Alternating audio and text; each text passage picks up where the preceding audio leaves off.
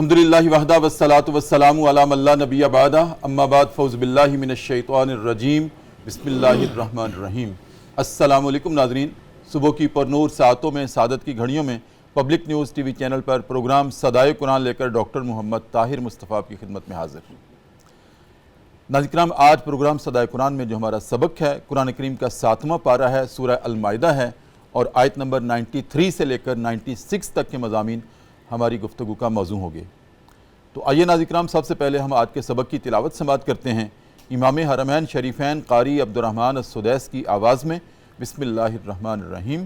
جو لوگ ایمان لائے اور انہوں نے نیک اعمال کیے، انہوں نے اس سے پہلے جو بھی کھایا پیا تھا اس پر ان کی کوئی گرفت نہیں ہوگی، بشرطے کہ وہ آئندہ ان چیزوں سے پرہیز کرتے رہیں، بچتے رہیں جو حرام کی گئی ہیں، اور وہ ایمان پر ثابت قدم بھی رہے اور صالح اعمال بھی کرتے رہیں۔ پھر انہیں جس جس بات سے روکا جائے اس سے رکے بھی رہیں، اللہ سے ڈرتے رہیں، پھر یہ کہ ایمان پر قائم رہتے ہوئے متقی بھی رہیں اور نیکی کرتے چلے جائیں، اللہ ایسے ہی محسنین کو پسند کرتا ہے۔ اے ایمان والو، اللہ تمہیں اس شکار کے ذریعے سے سخت آزمائش میں ڈالے گا جو کہ عین تمہارے ہاتھوں اور نیزوں کی زد میں ہوگا، یہ دیکھنے کے لیے کہ تم میں سے کون ہے جو اللہ کو دیکھے بغیر اس سے ڈرتا ہے۔ پھر جس نے اس تنبیہ کے بعد اللہ کی طے کردہ حدود سے تجاوز کیا، اس کے لیے دردناک عذاب ہوگا۔ اے لوگو جو ایمان لائے ہو، احرام کی حالت میں شکار نہ کرنا، اور اگر تم میں سے کوئی جان بوجھ کر ایسا کرے گا تو جس جانور کا اس نے شکار کیا ہوگا اس کے ہم پلہ ایک جانور اسے مویشیوں میں سے نظر دینا ہوگا، جس کا فیصلہ تم میں سے 2 عادل آدمی کریں گے، اور یہ نظر کعبہ تک پہنچائی جائے گی، یا پھر اس کے متبادل کے طور پر چند مسکینوں کو کھانا کھلانا ہوگا، یا اس کے بقدر روزے رکھنے ہوں گے تاکہ وہ اپنے کیے کا مزہ چکھیں۔ پہلے جو کچھ ہو چکا سو ہو چکا، اسے اللہ نے معاف کر دیا، لیکن اب اگر کسی نے اس کا اعادہ کیا تو اس سے اللہ بدلہ لے گا۔ اللہ سب پر غالب ہے اور بدلہ بھی لے سکتا ہے۔ تمہارے لیے سمندر کا شکار اور اس کا کھانا حلال کر دیا گیا ہے، جہاں تم ٹھہرو وہاں بھی تم اسے کھا سکتے ہو اور قافلے کے لیے زادِ راہ کے طور پر بھی اپنا سکتے ہو، البتہ خشکی کا شکار جب تک کہ تم احرام کی حالت میں ہو نہیں کر سکتے۔ اللہ سے ڈرو اور تم سب اسی کی جانب اکٹھے کیے جاؤ گے۔ ناظرین کرام، یہ ہمارا آج کا سبق ہے پروگرام صدائے قرآن میں۔ مسند احمد میں حضرت ابو ہریرہ رضی اللہ تعالیٰ عنہ سے روایت ہے ناظرین کرام کہ جو ہمارا سبق پچھلے پروگرام میں تھا، کل کے پروگرام میں تھا، اور کل کے سبق کا جو آخری حصہ تھا جس میں اللہ رب العزت نے شراب، جوا، بت اور پانسے ان کو مکمل طور پر حرام کر دیا تھا، نجس قرار دے دیا تھا، شیطانی عمل قرار دے دیا تھا، پھر اس کی تاکید کی تھی کہ اس سے بچتے رہنا تاکہ تم فلاح پا جاؤ۔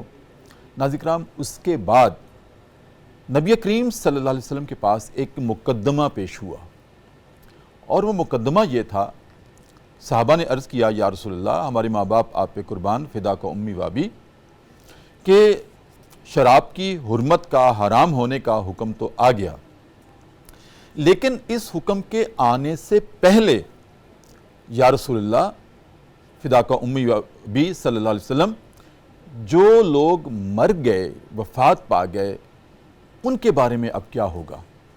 کیونکہ حرام ہونے کا حکم تو اب آیا ہے، تو جو اس حکم کے آنے سے پہلے اس دنیا سے چلے گئے ہیں اور انہوں نے شراب بھی پی تھی، پھر ان کے بارے میں کیا ہوگا؟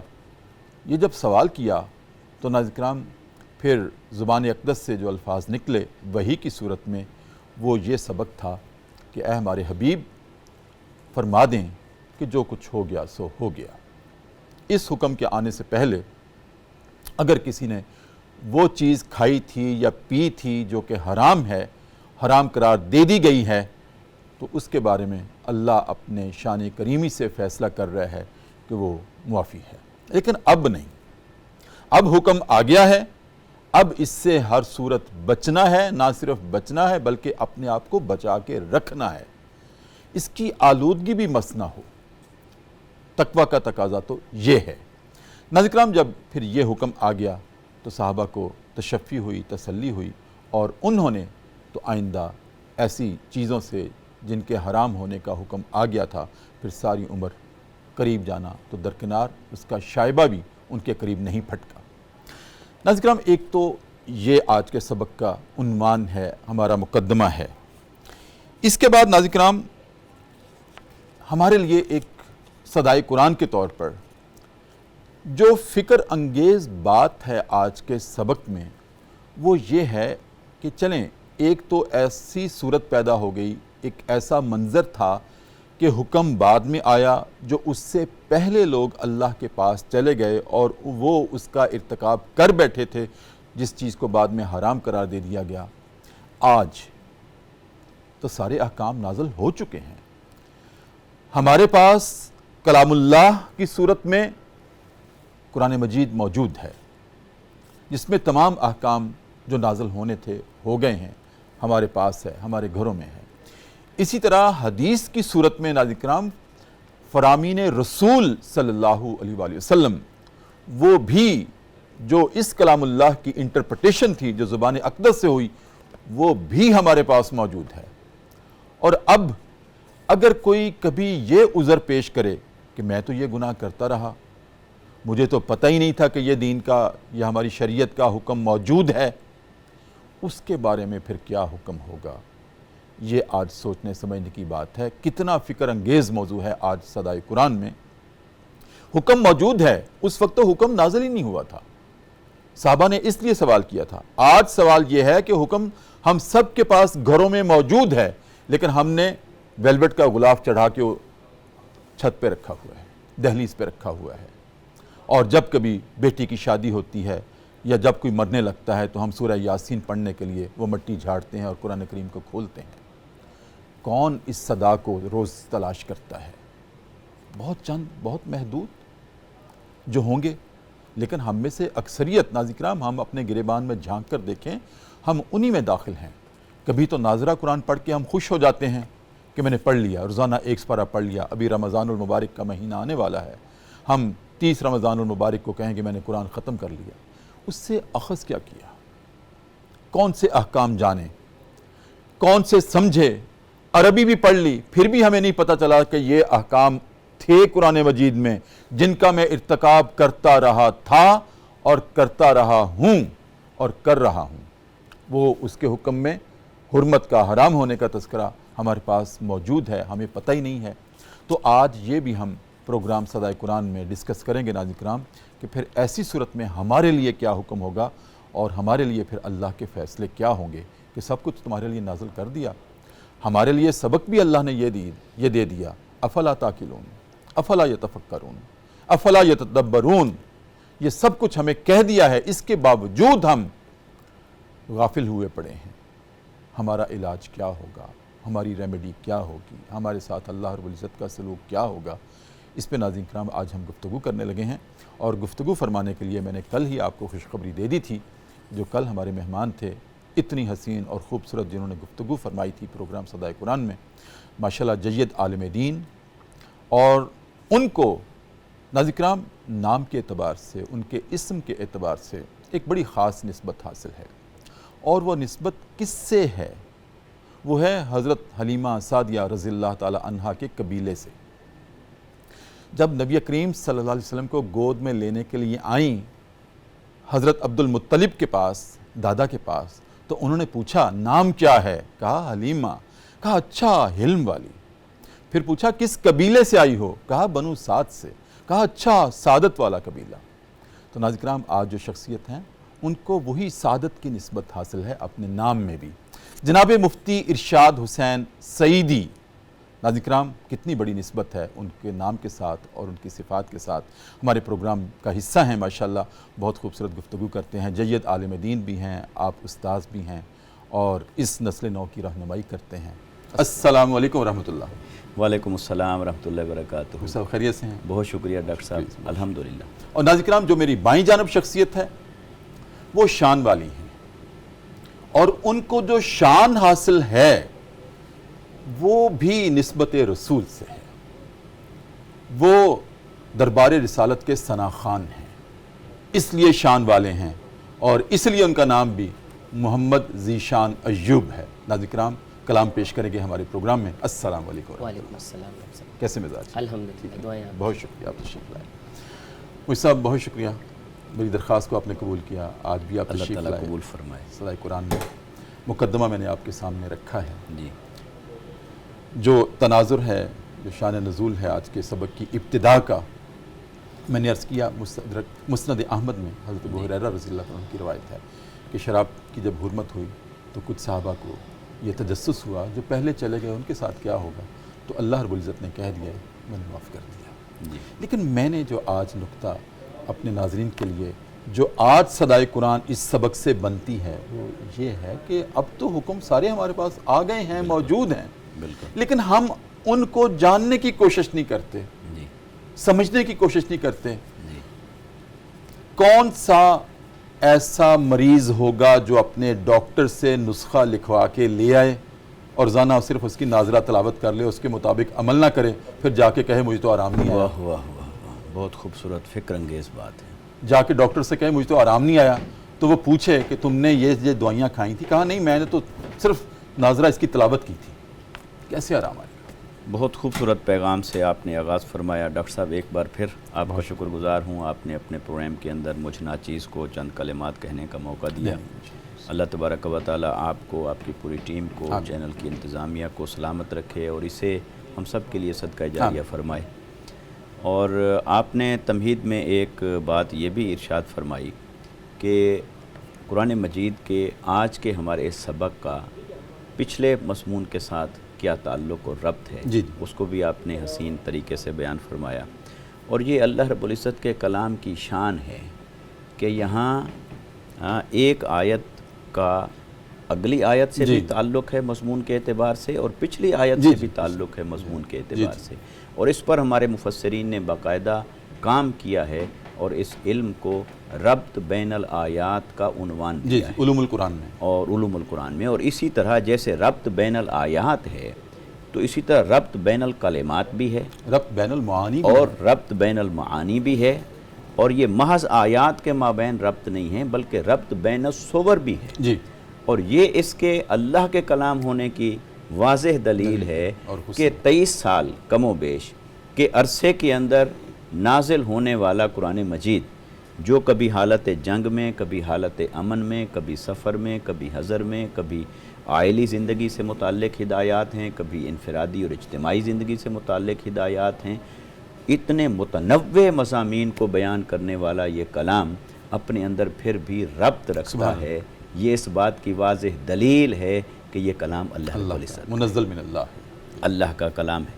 اب جو اور سورت کا عنوان دیکھیے، المائدہ. مائدہ کا معنی ہے دسترخوان. جی. تو اللہ رب العزت نے کھانے پینے سے متعلق جو ہدایات تھیں وہ اس سورہ مبارکہ کا حصہ بنا دی. تو گزشتہ ہمارے درس میں یہ چیز شامل تھی کہ کیا نہیں کھانا پینا جو منع ہے، اور اس میں اللہ تعالیٰ نے اجازت دے دی، اور پھر اس اجازت کے ساتھ جو اس کا وہ ایریا تھا جو ریسٹرکٹڈ ہے، ممنوع ہے، وہ بھی انڈیکیٹ کر دیا اس کے اندر. تو یہ جو آیات مبارکہ ہیں یہ اپنے اندر شان نزول کے اعتبار سے جو پس منظر رکھتی ہیں وہ یہ کہ شکار کرنا عربوں کے ہاں ایک کلچر تھا. جی. اور یہ محض کلچر نہیں تھا بلکہ ان کی ضرورت بھی تھی، معاشی ضرورت تھی، غذائی ضرورت تھی، کیونکہ جس قلت کے ساتھ وہ زندگی گزار رہے تھے تو ان کے لیے شکار کرنا یہ ان کی ایک طبعی اور فطری ضرورت بنتی تھی. اس وجہ سے شکار وہ کیا کرتے تھے. اب شکار جب کیا کرتے تھے تو صاحب زرے اپنے طریقے پر کرتے تھے، تو اللہ رب العزت نے جب شریعت مطہرہ کو نازل فرمایا اور آقا علیہ السلام نے اپنی نبوت و رسالت کا اظہار فرمایا اور یہ قرآن مجید اور آپ کی سیرت سے تعلیمات کا آغاز ہوا، تو ہوا کیا کہ عربوں کے کلچر میں، ان کے اعمال افعال میں جو چیزیں عند اللہ ایکسیپٹیبل تھیں ان کو اسی طرح جاری رکھنے پر تائید اور توثیق نازل ہوتی چلی گئی، اور جو چیزیں ان کے ہاں ایسی رائج ہو گئی تھیں جو اللہ رب العزت کو پسند نہیں تھیں، یا یوں کہیے کہ انسانی فطرت کے خلاف تھیں، تو ان کی تہذیب کر دی گئی، ان کو نکال دیا گیا۔ اور یہاں شکار کے معاملے میں بھی ایسے ہی ہوا کہ بنیادی طور پر شکار کو حلال رکھا گیا، لیکن جو اس کی باؤنڈری تھی اس کو ڈیفائن کر دیا گیا، اور اس کو اللہ تبارک و تعالی نے انہی آیات میں ایک لفظ استعمال فرمایا کہ اللہ تبارک و تعالی تمہیں اس شکار کے معاملے میں ابتلا میں مبتلا فرمانے والا ہے، آزمائش میں مبتلا فرمانے والا ہے۔ تو اس کا مطلب ہے کہ اللہ تعالیٰ نے شکار سے جہاں روکا یا جہاں اجازت دی، یہ ہمیں ٹیسٹ کرنے کے لیے کہ تم کہاں میری رضا کی خاطر رک جاتے ہو اور کہاں میری رضا کے مطابق تم عمل کرتے ہو۔ تو جیسے انسانی زندگی کے سارے پہلو ابتلا اور آزمائش کی آئینہ داری کرتے ہیں، تو اسی طرح شکار کے جو احکام نازل ہوئے اس وقت کے تناظر میں، وہ بھی آزمائش تھے، امتحان تھے کہ اللہ کی اطاعت میں اور اللہ کی محبت میں۔ تو اب جو شکار کرنا ہے، یہ تمام ائمہ اور اکابرین کے مطابق اجماع ہے اس بات پر کہ شکار کرنا مباح ہے، مباح، چونکہ امر کے جو درجات ہیں حکم کے، فرض ہے، واجب ہے، سنت موقدہ ہے، پھر غیر موقدہ ہے، پھر مستحب ہے، پھر وہ چیز ہے جو مباح ہو۔ صحیح۔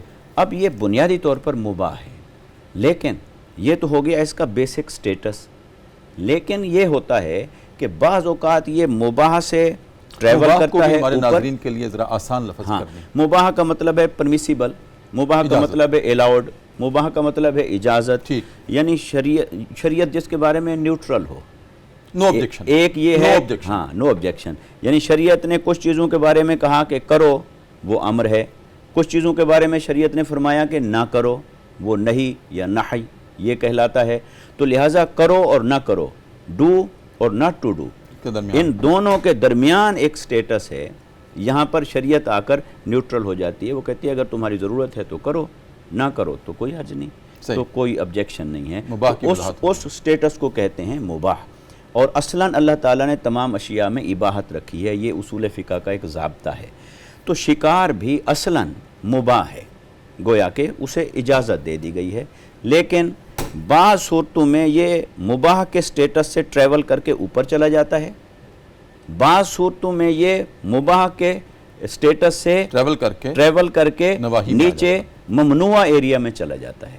بیسیکلی اس کا سٹیٹس جو ہے وہ مباح کا ہے۔ اچھا، مباح سے اوپر کب جائے گا، یعنی مستحب کب بن جائے گا، شریعت کے نزدیک پسندیدہ بن جائے گا کہ اگر بیوی بچے اہل و عیال جن کی کفالت آپ کے ذمہ ہے اور ان کے لیے روزگار کے طور پر کھانے پینے کے لیے نہیں تھا، آپ لے آئے، ان کو کھلایا پلایا، ان کی ضرورت پوری کی، اب یہ مباح سے اوپر مستحب ہو گیا۔ سبحان اللہ۔ حتیٰ کہ اگر کسی کو یہ خدشہ تھا کہ میں شکار نہیں کروں گا اور یہ مجھے غذا میسر نہیں آئے گی یا وہاں سے مجھے معاشی ضرورت پوری نہیں ہوگی تو میں کسی گناہ میں مبتلا ہو جاؤں گا، ایسی صورت میں شکار کرنا واجب ہو جائے گا، اس کے لیے لازم ہو جائے گا کہ اس مباح کو ایڈاپٹ کرے، کیونکہ اس کے ایڈاپٹ نہ کرنے میں خدشہ پایا جا رہا ہے کہ وہ کسی وائلیشن اور نافرمانی میں مبتلا ہو جائے گا۔ تو گویا کہ یہ اپنے بیسک سٹیٹس سے کبھی ٹریول کر کے حسب ضرورت اوپر چلا جاتا ہے، اور کبھی یہ ممنوع ہو جاتا ہے، مکروہ ہو جاتا ہے شکار کرنا اگر اسے محض لہو و لعب کے طور پر کیا جائے، شغل میلے کے لیے محض شکار کیا جائے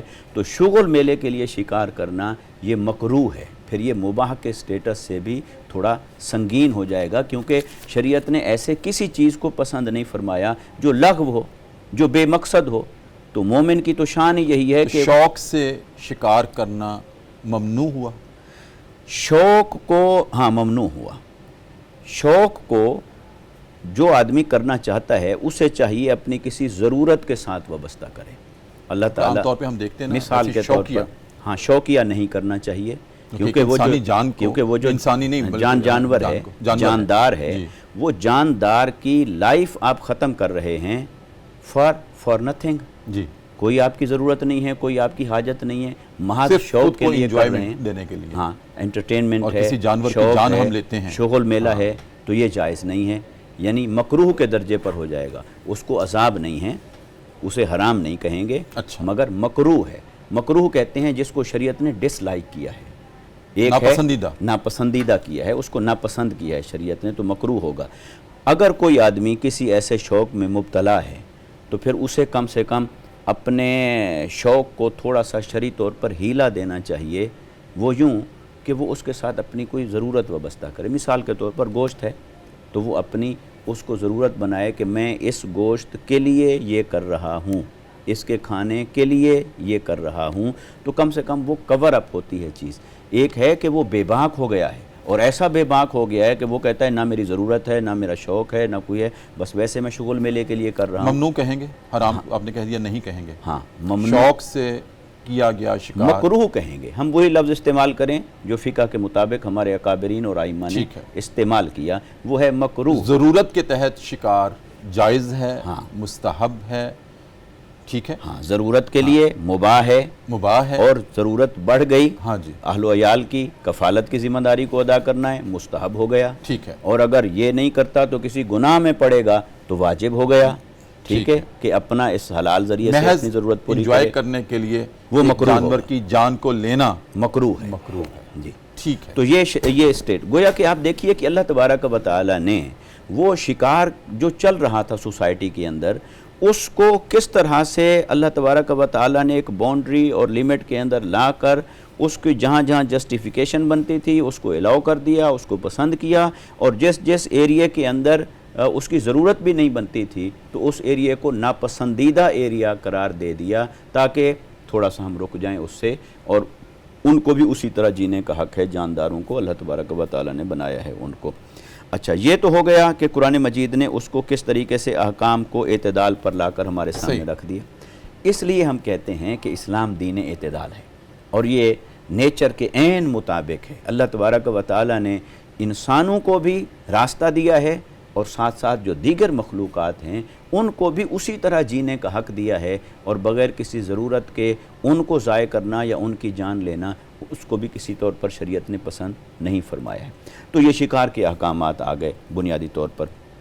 اچھا، پھر یہ جو شکار ہے، صاف ظاہر ہے کہ شکار ہاتھ سے بھی ہوتا ہے، کسی آلے سے بھی ہوتا ہے، اور شکار شکاری جانور کے ذریعے سے بھی ہوتا ہے، شکاری کتا اس کے ذریعے سے بھی، یعنی کتے کو رکھنے کی جواز کی جو مختلف صورتیں ہیں اس میں سے ایک ہے شکار کے لیے رکھنا، اور مگر یہ کہ وہ سدھایا ہوا، اور اس کو بھی قرآن مجید نے بیان فرمایا کہ اگر تم رکھتے ہو انہیں تو وہ جو شکاری جانور ہے وہ سدھایا ہوا، وہ ٹرین ہو، اس کی ٹریننگ کی گئی ہو کہ وہ تمہارے لیے شکار کرے۔ یہ موضوع آ چکا ہے ہمارے پہلے، سبحان تو بڑی تفصیل سے اس پہ بات ہم نے کی تھی جی کہ کتا جی جو اپنے جبڑے سے شکار کر کے لاتا ہے جی تو کیا وہ جائز ہے، حلال ہے؟ جی تو یہی نتیجہ نکلا تھا کہ اگر سدھایا ہوا ہو جی، وہ اسی طرح لے کر آ جاتا ہے، اور اس کی فقہاء نے نشانی بیان کی کہ پھر وہ اس میں سے خود نہ کھائے، ہاں، یہ اس بات کی دلیل ہوگی کہ وہ اس نے ہاں، تمہارے لیے اسی کیا طرح ہے۔ لے کر آ جائے، جی تو یہ جائز ہے۔ ایک آپ کی اجازت سے وقفہ لے لوں، جی ضرور۔ دوبارہ ناظرین کرام، بہت اہم گفتگو ہے، وقفہ ہے پروگرام صدائے قرآن میں، چلتے ہیں دربار رسالت میں، اور اپنے نبی کریم صلی اللہ علیہ وآلہ وسلم جن کی وجہ سے اللہ رب العزت نے یہ ساری شانیں اور اکرام اور عنایات اور احسانات ہمیں عطا کیے ہیں، ان پر درود کریم کا نذرانہ پیش کرتے ہیں اور واپس آتے ہیں۔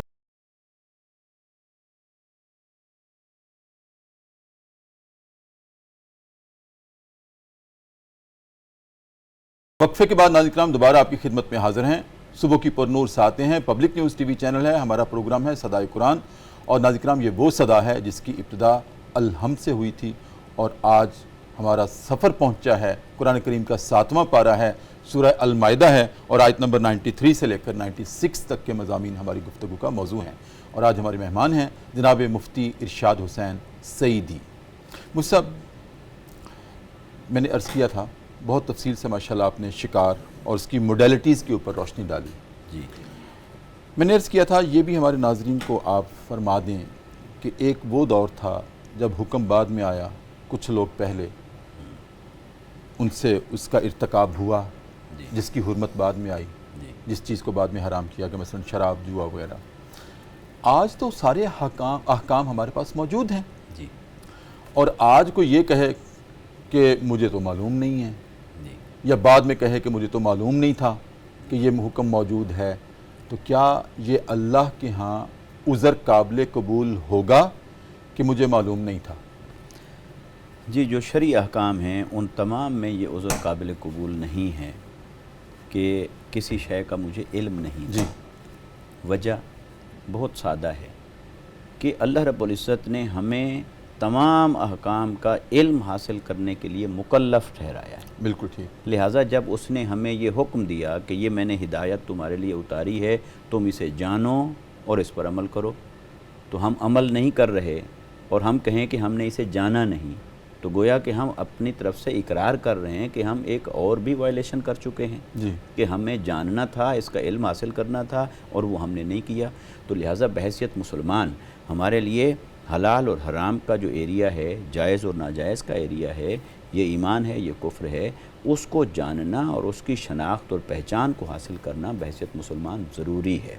اس لیے اگر یہ کہا جائے کہ ایمان علم اور معرفت کا ہی دوسرا نام ہے، صحیح. علم اور معرفت سے ہی ایمان آتا ہے اور علم اور معرفت سے ہی رہتا ہے اور علم اور معرفت سے ہی پنپتا ہے. اگر علم اور معرفت کو چھوڑ دیں گے تو پھر ایسے سمجھیں کہ ہم نے ایمان کی ایک بہت بڑی نعمت کو اور بہت بڑے نور کو اپنے کی طرف آنے سے روک رکھا ہے. لہٰذا آج جو بھی راستہ اللہ رب العزت نے شریعت کے طور پر ہمیں دیا ہے وہ جی. مکمل ہے، جی مکمل ہے. اس میں تمام ضابطے آ گئے ہیں. جی اب اگر ہم نہیں جانیں گے یا نہ جاننے کی کوشش کریں گے جی تو وبال ہمارے اوپر ہے. بالکل ہے، کیونکہ یہ ایک اور شریعت کے اعتبار سے ہماری نافرمانی ہو جائے گی کہ اللہ تبارک و تعالیٰ نے ہمیں علم حاصل کرنے کا اور احکام کو جاننے کا حکم دیا اور مکلف ٹھہرایا اور ہم اسے چھوڑیں. اچھا، ایک بات قرآن مجید اس وقت کے لوگوں کے بارے میں کرتا ہے جی. کہ جب قرآن نازل ہو رہا تھا تو جو لوگ اس سے پہلے گزر گئے، قرآن مجید نے کئی مقامات پر فرمایا الا ما قد سلف، سوائے اس کے کہ وہ جو گزر چکا ہے وہ تمہارے لیے قابل معافی ہے. اور یہاں بھی اللہ تبارک و تعالیٰ نے اسی طرح فرمایا کہ جو گزر گیا اس کے اوپر تمہارے اوپر کوئی گناہ نہیں ہے. ہاں اب یہ احکامات آ گئے ہیں، اب تو مکلف ہو، اب اسے کرو. تو یہاں بھی واضح کچھ وہ بھی صحابہ کرام تھے. اچھا یہ بھی دیکھیے صحابہ کرام کی ایمان کی اور حقانیت کی پہچان ہے کہ وہ متجسس رہتے تھے کہ کہیں ایسا تو نہیں کہ ہم اپنی زندگی میں کسی قسم کی وائلیشن کا ارتکاب کر رہے ہیں، کوئی اللہ اس کے رسول صلی اللہ علیہ وسلم کی نافرمانی کے مرتکب ہم ہو رہے ہیں. تو لہٰذا آقا علیہ السلام کی بارگاہ میں آ کر پوچھتے تھے کہ یا رسول اللہ صلی اللہ علیہ وسلم یہ اس کے بارے میں فرمائیں، اس کے بارے میں فرمائیں، یہ کرنا ہے، یہ نہیں کرنا، یہ ہو گیا ہے، حالانکہ اب رضی کیا اللہ کریں؟ تعالیٰ عنہ برضو ان کے درجے پر فائز تھے، اللہ اس کے باوجود متجسس رہتے تھے. حتیٰ کہ آپ دیکھیے کہ اللہ تعالیٰ نے انہیں روکا اور آقا علیہ السلام کو انہیں روکنا پڑا کہ ہم خود تمہیں بتا دیا کریں گے کہ تمہیں کیا کرنا ہے، سوال زیادہ نہ کیا کرو، کیونکہ اگر سوالوں کے جواب کے طور پر تمہارے لیے ریسٹرکشنز بڑھتی چلی جائیں گی، باؤنڈریز بڑھتی چلی جائیں گی، تو بہت کچھ ایسا ہے کہ جو اللہ اور اس کے رسول صلی اللہ علیہ وسلم نے اس کو خاموشی سے رکھا ہوا ہے. تم کریدو گے تو پھر جواب آئے گا، اگلے سبق میں آ رہی ہے جواب باتیں. آئے گا جی. تو پھر اس میں تمہیں پھنس جاؤ گے، یا کرنا پڑے گا یا نہیں کرنا پڑے گا. تو اس لیے گویا کہ ان کا تجسس دین کو جاننے کا، سمجھنے کا اور عمل کرنے کا اتنا تھا کہ اسے تھوڑی سی بریک لگانی پڑی کہ آپ اپنے جذبے کو سلامت رکھیے، سنبھالیے، آپ کو بتا دیا جائے گا. مگر تجسس ہوتا تھا. اور آج ہم کہاں کھڑے ہیں؟ ہم تو دین کے بارے میں جاننا ہی نہیں چاہتے، اور جس کو جانتے ہیں اس پر عمل نہیں کرنا چاہتے، اور اس کا کوئی نہ کوئی وے آؤٹ تلاش کرتے پھرتے ہیں کہ کوئی مجھے جسٹیفیکیشن مل جائے کہ میں کسی طرح. جی بالکل. جن کی وجہ سے کلام اللہ کی آیات نازل ہو رہی ہیں جن صحابہ کی شان میں، جی اور وہ بھی اتنے متجسس رہتے تھے جی اپنے اعمال کے بارے میں، بے شک. اپنی ذات کے بارے میں، جی. اپنی زندگی کے ایام اور ماہ و سال اور لمحات کے بارے میں، جی کہ میں حیران ہوتا ہوں، کبھی کبھی میں تو کانپ جاتا ہوں کہ جب سبحان حضرت عمر بن خطاب رضی اللہ تعالیٰ عنہ، یہ وہ جرنیل صحابہ اکرام میں سے، جی آپ ہیں کہ آپ کی شان میں آیات نازل ہو رہی ہیں، جیسے آپ نے کہا جی بے کہ شک، یہاں جائے نماز بچھا لیں جی مقام ابراہیم پر، جی وَاتَّخِذُوا مِن مقام ابراہیم مصلی، تو سبحان آیت نازل ہوگی، وہی نازل ہو گئی۔ اب وہ شہادت کے وقت پوچھ رہے ہیں، اللہ اپنے بیٹے سے کہہ رہے ہیں، فرما رہے ہیں جاؤ حذیفہ بن یمان کے پاس، اللہ اکبر، اللہ پوچھو کہیں منافقین میں میرا نام تو نہیں۔ اللہ اکبر، ایسے ہی آخرت کے بارے میں فکر مند رہنا، اپنے محاسبے کے بارے میں فکر مند رہنا، اور اللہ تعالیٰ کی گرفت سے خوف زدہ رہنا، یہ عین ایمان کی علامت و نشانی ہے۔ اور آقا علیہ الصلوۃ والسلام نے ارشاد فرمایا کہ الایمان بین الخوف والرجاء، جی، ایمان تو جو ہے وہ خوف اور امید کے درمیان ہے۔ یہ کیسے ہو سکتا ہے کہ مومن ہو اور مومن ہو کر بے خوف ہو جائے؟ اور دیکھیے اسی شکار کے ضمن میں اللہ تعالیٰ نے فرمایا کہ لِيَعْلَمَ اللَّهُ مَن يَخَافُهُ بِالْغَيْبِ، کہ یہ جو اللہ تعالیٰ نے تمہارے اوپر احکامات لگائے، پابندیاں لگائیں، تو اللہ تعالیٰ یہ دیکھنا چاہتا ہے کہ تم میں سے کون ہے جو بن دیکھے اپنے دل میں میرا خوف بٹھائے ہوئے ہے، میرا خوف رکھتا ہے۔ تو یہ جو خوف اور خشیت ہے، پھر اس میں اگر آپ مجھے اجازت دیں تو اس میں ایک لفظ خوف استعمال ہوتا ہے، ایک لفظ خشیت استعمال ہوتا ہے، اور ایک لفظ تقوی استعمال ہوتا ہے۔ اچھا، ہمارے اردو تراجم کے اندر بالعموم اس کا ایک جیسا ترجمہ کر دیا گیا ہے، ڈرنا، تقوی کو بھی ڈرنا اور پرہیزگاری کہا گیا ہے، اور خوف اور خشیت کو بھی ڈرنا۔ مگر عرفاء نے، مفسرین نے ان کے مابین فرق کیا ہے۔ ایک ہے خوف، اردو میں تو ہو گیا ڈر، لیکن کون سا ڈر؟ یہ وہ ڈر ہے جو اللہ کی گرفت سے ہو، اللہ تعالیٰ کی پکڑ میں آنے سے جب ڈر پیدا ہو، جس کا تعلق مستقبل سے ہو۔ ہاں، مستقبل سے ہو، صاحب زیر گرفت مستقبل میں آنی ہے، تو اندیشہ ہے مستقبل کا ہے، تو لہٰذا مستقبل میں اللہ تعالیٰ کے کسی گرفت میں، محاسبے میں آنے سے ڈرنا، یہ جو ہے یہ خوف کہلاتا ہے۔ صحیح۔ اور خشیت کیا ہے؟ خشیت ہے کہ دل کا ڈرنا، اور دل کا ڈرنا محبت میں، مثلا ایک ہے کسی کی طاقت سے ڈرنا، یہ خوف ہے، اس کی گرفت سے ڈرنا خوف ہے، محاسبے سے ڈرنا خوف ہے۔ یہ چیزیں اپنی جگہ یہ محمود بھی ہیں، پسندیدہ بھی ہیں، کہا گیا ہے، حکم دیا گیا ہے، یہاں بھی ذکر آ گیا۔ لیکن ایک ہے خشیت، یہ اللہ تعالیٰ کے مقربین کا درجہ ہے کہ وہ ڈرتے ہیں اللہ کی محبت میں۔ مثلا ہم ڈرتے ہیں اس سے جس سے ہمیں محبت ہوتی ہے۔ اب اس نے ہمیں مارنا تو نہیں ہوتا، نہ پکڑنا ہوتا ہے، نہ گرفت کرنی ہوتی ہے، نہ سزا دینی ہوتی ہے، مگر وہ ڈر کون سا ہوتا ہے؟ وہ ڈر ہوتا ہے کہ محبوب کہیں ناراض نہ ہو جائے، کہیں میں ان کی توجہ سے ہٹ نہ جاؤں، تو کہیں ان کی ترجیحات سے نکل نہ جاؤں۔ تو یہ اہل اللہ کا ڈر ہے، یہ صاحبان جو تقوی ہیں اور صاحبان قرب اور صاحبان احسان ہیں، یہ ان کا مقام ہے کہ وہ اللہ کی محبت میں ڈرتے ہیں۔ اس لیے خشیت کا تعلق دل کے ساتھ یوں جوڑا گیا۔ اور تقوی اس ڈر کو کہا جاتا ہے جو ڈر ہمارے اندر عمل کو پیدا کرے، عمل کا داعیہ پیدا کرے، اور عمل کو بیدار کرنے کا محرک بن جائے، اس ڈر کو تقوی کہتے ہیں۔ اس لیے تقوی عام طور پر عمل کے لیے استعمال ہوتا ہے۔ بھئی اگر ایک آدمی ہے، وہ کہتا ہے مجھے اللہ کا ڈر ہے، لیکن اس ڈر کے نتیجے میں اس میں عمل پیدا نہیں ہوا، اس نے اپنے آپ کو اللہ کی عبادت اور بندگی اور فرما برداری کی طرف راغب نہیں کیا، تو جو ڈر عمل کے اوپر نہیں ابھار رہا تو وہ ڈر تو غیر مفید ہو گیا۔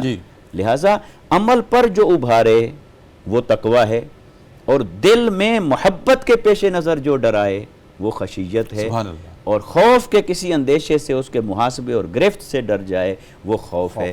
تو اہل ایمان اور صحابہ کرام اس کا کامل نمونہ تھے۔ ان کی زندگی میں خوف نظر آتا ہے، خشیت نظر آتی ہے، تقوی نظر آتا ہے، اور آقا علیہ السلام کی محبت اور غلامی میں فنا نظر آتے ہیں۔ آج ہمیں اور ہر مسلمان کو ویسا بننے کی ضرورت ہے۔ جی بالکل ٹھیک، آپ کی اجازت سے ایک اور وقفہ۔ جی بہت شکریہ۔ ناظرین کرام، وقفہ ہے ایک مرتبہ پھر اتنی خوبصورت اور حسین گفتگو میں چلتے ہیں اپنے نبی کریم صلی اللہ علیہ وسلم کی ذات اقدس پر والہانہ انداز میں ایک مرتبہ اور درود کریم کا نذرانہ پیش کرتے ہیں اور واپس آتے ہیں۔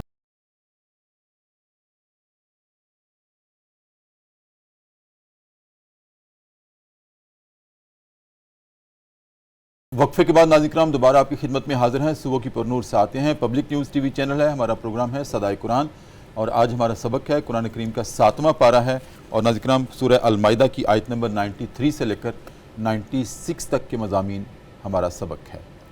وہ سب آخری لمحات ہیں ہمارے سبق کے. جی. ایک اللہ رب العزت نے تاکید کی ہے کہ احرام کی حالت میں تمہارے لیے خشکی کا شکار منع ہے. ٹھیک ہے، احرام کی حالت میں آپ جس حرمت والے لباس میں ہیں تو اللہ نے اس حرمت کی وجہ سے، اس عزت افزائی کی وجہ سے، اس سعادت کی وجہ سے، اس اعزازیہ لباس کی وجہ سے آپ پر کچھ قدغنیں لگائی ہیں. جی.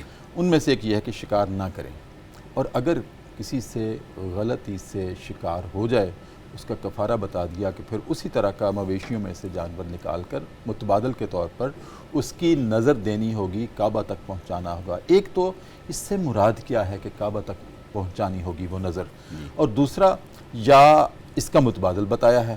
متبادل یہ ہے کہ چند مسکینوں کو پھر تم نے کھانا کھلانا ہے، جی.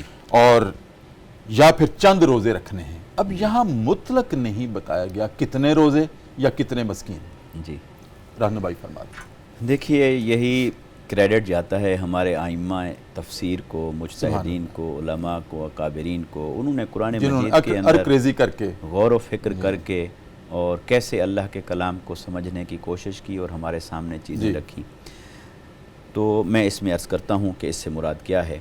اور دوسری ایک بات جو تمہیداً عرض کرنا چاہتا ہوں وہ یہ ہے کہ دیکھیے، اللہ تبارک و تعالیٰ کی یہ شان اور اسلام کا یہ حسن کہ جہاں کہیں کسی بندے سے بتقاضۂ بشریت کوئی کمی بیشی، خطا، وائلیشن ہو گئی یا ہو جاتی ہے، اس کا متبادل دیا ہے.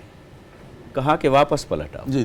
ہو گیا، کوئی بات نہیں، آ جاؤ، دروازہ کھلا ہے، توبہ کرو، معافی مانگو، ندامت ہونی چاہیے، شرمساری ہونی چاہیے. اور پھر کچھ نہ کچھ ان کے اوپر ایسا رکھ دیا کہ جو سائیکلوجیکلی انہیں ایک پروسیس سے گزارے اور پھر آئندہ انہیں ایسا کرنے سے روکے، باز رکھے. ٹھیک ہے. ورنہ تو اللہ تعالیٰ چاہے بیک جنبش قلم معاف فرما دیں. اسے کیا ضرورت ہے کوئی پروسیجر کروانے کی؟ اب یہ کرو، اب اس کے توبہ کے بعد اب یہ جانور ذبح کرو، یہ روزے رکھو. یہ ایک سائیکلوجیکلی پروسیس ہے. جب آپ اس سے گزرتے ہیں تو پھر آئندہ کے لیے اس سے رکنا بہت مستحضر ہو جاتا ہے ذہن کے اندر. تو اللہ تبارک و تعالیٰ نے یہاں بھی رستہ عطا فرمایا. سبحان اللہ. شکار کے احکامات بتا دیے، جو کرنا ہے وہ بتا دیا، جو نہیں کرنا وہ بتا دیا. اب اگلی بات بتا دی، اگر کسی سے اس کی وائلیشن ہو گئی ہے تو کیا کرے؟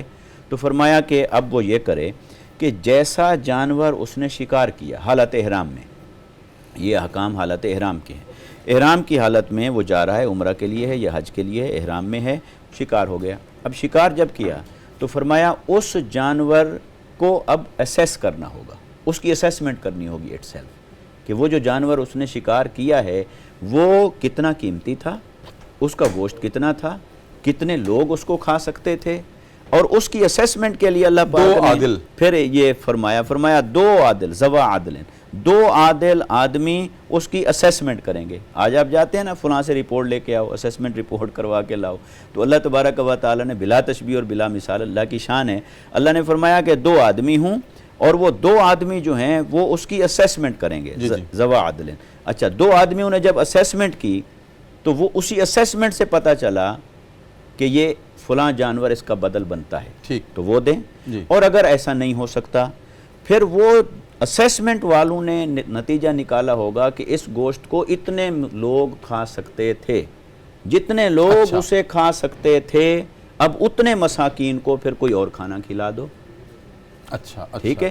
اچھا، اب مساکین جس طرح کا شکار، جس طرح کی وائلیشن ہوئی، مساکین کا جو عدد ہے نا، جس کو یہاں قرآن نے فکس نہیں کیا، مساکین کے عدد کو وہاں رکھا ہے، اس اسیسمنٹ کے اوپر ڈیپینڈ کر دیا ہے، اس کو ریلیونٹ کر دیا ہے کہ جس طرح کا وہ جانور شکار کیا ہے اب اسی طرح کی اس کی کمپنسیشن ہے. اسیس کرو کتنے لوگ اس کو کھائیں گے، کتنے لوگ کھا سکتے تھے، 10 لوگ کھا سکتے تھے، لہٰذا اب 10 مساکین کو کھانا کھلاؤ. اچھا، اب اگر اس کے پاس استطاعت نہیں، 10 مسکینوں کو بھی نہیں کھلا سکتا، اب کیا کرے؟ تو پھر جتنے مسکین ایک دن کا کھانا کھا سکتے تھے اب اتنے روزے رکھ لے. تو لہٰذا وہ جانور ایسا تھا کہ 10 مسکین کھا سکتے تھے تو 10 روزے رکھے. وہ جانور ایسا تھا کہ 3 مسکین کھا سکتے تھے تو 3 روزے رکھے.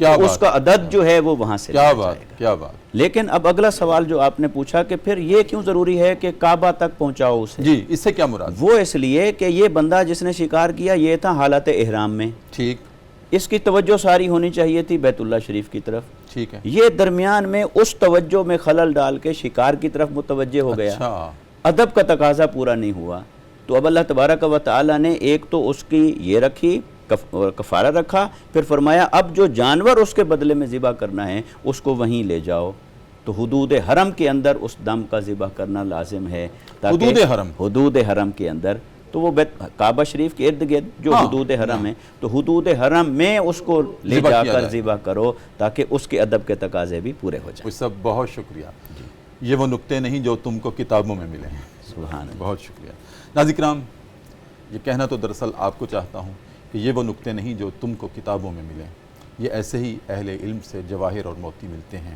ناظرین کرام، اس کے ساتھ ہی آج کا پروگرام صدائے قرآن اپنے اختتام کو پہنچتا ہے، بڑھتے ہیں کلام کی طرف۔ میں گزارش کروں گا جناب محمد ذیشان ایوب کو کہ وہ بارگاہ رسالت مآب صلی اللہ علیہ وسلم میں اپنی مخصوص لے میں سوز کے ساتھ، گداز کے ساتھ کلام پیش کریں، اور اسی کے ساتھ ہی ناظرین کرام میں آپ سے اجازت طلب کروں گا، اپنے میزبان ڈاکٹر محمد طاہر مصطفیٰ کو بھی اجازت دیجیے۔ کل انشاءاللہ نئے سبق کے ساتھ اسی وقت آپ کی خدمت میں دوبارہ حاضر ہوں گے، تب تک کے لیے اجازت، اللہ حافظ۔ حبیب رب العلا محمد، حبیب رب العلا محمد، شفیع روز جزا محمد، نگاہ کا مدعا محمد، نگاہ کا مدعا محمد، اور وجود کا آسرا محمد، درود بھیجا ہے خود خدا نے، درود بھیجا ہے خود خدا نے، رموز کے ان کو کون جانے، رموز کے ان کو کون جانے، کہیں وہ محمود کبریا ہے، کہیں وہ محمود کبریا ہے، اور کہیں لقب ان کا ہے محمد، حبیب رب العلا محمد، شفیع روز جزا محمد، یہی ہے زخم جگر کا مرہم، یہی ہے زخم جگر کا مرہم، انہی کا ہے اسم اعظم، انہی کا ہے اسم